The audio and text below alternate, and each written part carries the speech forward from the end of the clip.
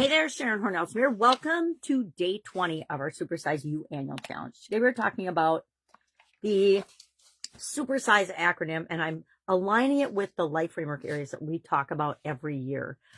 And this year will be no exception. We will focus on each area and aspect of the 9-part life framework that I share for 1 month this year. So each month we'll have an area. We'll do overarching this month and get our structure and our systems in place. Then each month we will break down one of these 9 areas and aspects of the things that impact our life, the things that make us the best possible version of ourselves, which is what supersizing is all about in my definition. Now you got to define supersize for yourself beginning of the year.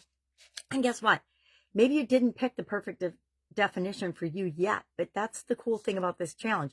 Every day we can reevaluate, we can change, we can pivot, we can do something different if what we are decided in the first place doesn't feel right for us. Now, this is a huge revelation for me because I'm one of those people that would go down a road, and even after I knew it wasn't the right road for me, I would still plug away and try to break through and make advances on that road, even after I knew, oh my gosh, I just made the wrong choice back here.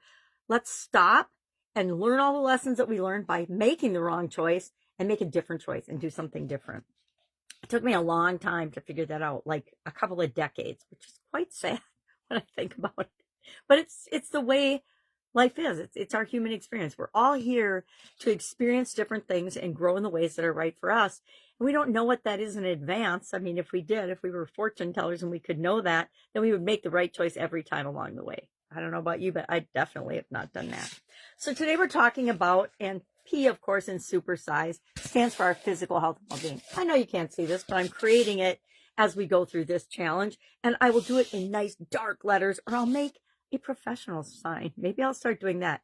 I'm legally blind, so graphics and things like that are an actual struggle for me now. They didn't used to be, but now they are. Now that I want to create great looking graphics and things, it's a problem for me to try to get them the way I want. But I am training a ChatGPT to create them for me and then do the tweaks.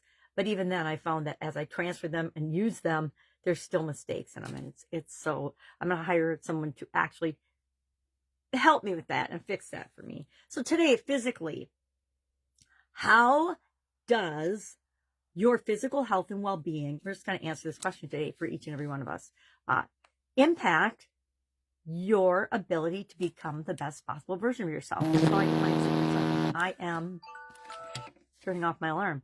I am the best possible version of myself, the continually improving version of myself. How does my physical health and well-being impact that? Well, I personally have had the biggest possible wake-up call you can have when it comes to our physical health and well-being and not taking care of ourselves in all of these life framework areas, which is why I share them every year and I teach them every year and I continue to do this annual challenge.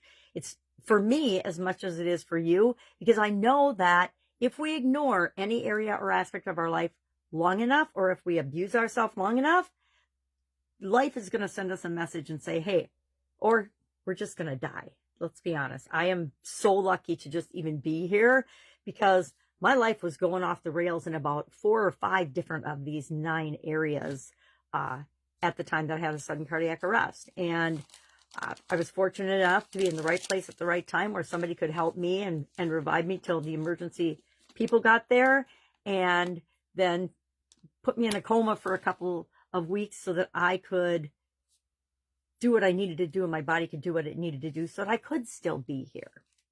And then, of course, I tell the story where after that, I spent probably the next 6 years really, really reevaluating everything and changing everything and making different choices for my life because, like I said, I had been banging my head against the wall in certain areas, and it was like, why am I doing this? It's an exercise in futility.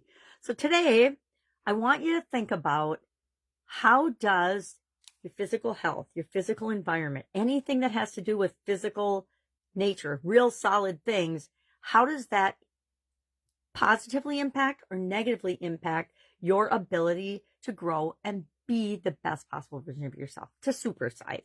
I would love if you would share one thing in the comments below, one aha that you've had by doing this exercise and asking yourself this question. It doesn't have to take a lot of time, but it's really powerful as we stack each of these little days on top of one another to see how we transform and what we become by the end of the year. It's like amazing. All right. If I can help you in any way, hit me up and ask. Otherwise, have an awesome day, and I will, of course, be with you tomorrow.